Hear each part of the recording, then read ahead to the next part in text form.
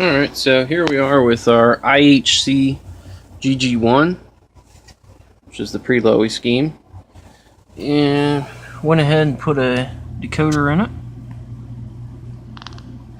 You can see the wiring there. Fairly clean install. And added LED lights to it.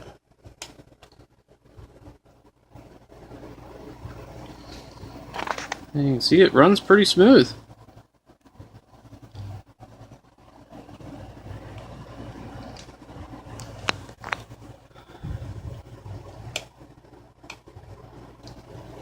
Same deal in the other direction.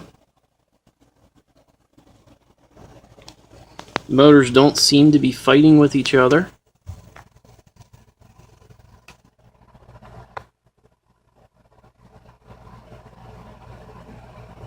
And that's it.